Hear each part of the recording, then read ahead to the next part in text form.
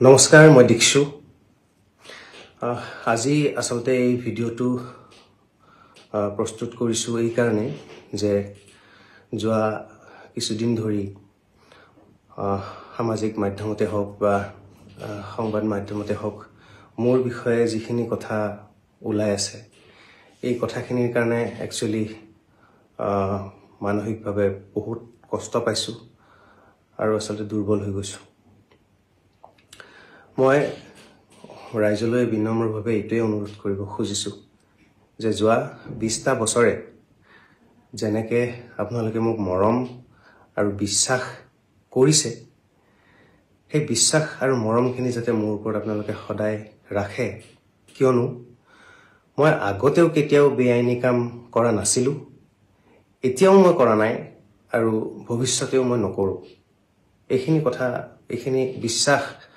আসলতে মোৰ ওপৰত আপোনালোকে ৰাখক আৰু এটা কথা ওলাই আছে যে মোৰ কিবা গাড়ী বা মোৰ সম্পত্তি বা উপহাৰ পোৱা বুলি যে এইটো কথা আসলতে নহয় মোৰ যত সামান্য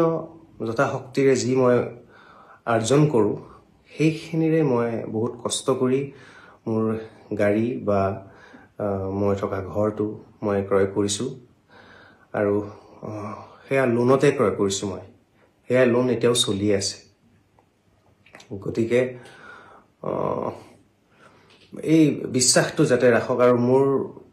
এইবিলাক যাতে বেলেগ কথাত আপোনালোকে বিশ্বাস নকৰে সেইখিনি কথাই মই অনুৰোধ কৰিব বিচাৰিছো আপোনালোকক মোৰ এই ভিডিওটোৰ জৰিয়তে আৰু আসলতে এই গোটেই কাৰ্যকলাপটোত মই নিজেও ভুক্তভোগী আৰু যেহেতু মই বেআইনী কাম কেতিয়াও কৰা নাই আইনৰ